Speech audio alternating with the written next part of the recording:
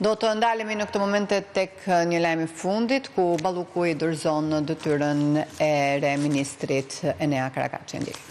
Jemi përballur me vështirësi, të cilat padyshim kanë qenë sfiduese, por na kanë bërë më të fortë. Dhe çka është më e rëndësishmja, kanë ngritur ndër ju skuadrën më të mirë, më profesionale dhe skuadrën më frymëzuese të administratës shqiptare, dhe këtë e them me plot gojën pasi e thonë kolegët e mi. Ministria e Infrastrukturës dhe Energjisë është një shembull për t'u marrë se si një skuadër e përkushtuar ja del që të çojë përpara punë, projekte, vepra të cilat mendoheshin të parealizueshme. Tani nuk më ndihmon fare për të thënë të drejtën t'ju shoh përballë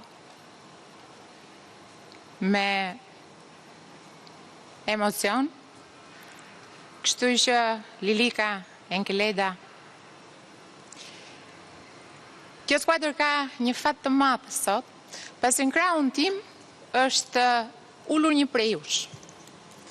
Dhe do desha t'ja dy fjalë për sa i përket ngritjes kapaciteteve njerëzore, për sa i përket kapitalit human, që për qeverinë shqiptare janë aseti më i rëndësishëm. Aseti më i rëndësishëm dhe më i pa zëvendësueshëm. Dhe në krahun tim, unë sot kam ministrin e ri, i cili sapo është betuar, sapo ka nisur një rrugtim shumë të rëndësishëm, por dua të them dy fjalë për Enea, pasi kam dëgjuar 3-4 ditët e fundit, ashtu siç kam dëgjuar muajt e fundit, të pavërteta, gjysmë të vërteta, edhe gënjeshtra. Enea Karakaçin e kam njohur në këtë ministri, e kam gjetur këtu për të thënë drejtën, në dhjetor të vitit 2018, edhe pavarësisht se kishim punuar edhe më parë bashkë, për shkak të detyrës time të mëparshme si drejtuese e navigimit ajror shqiptar.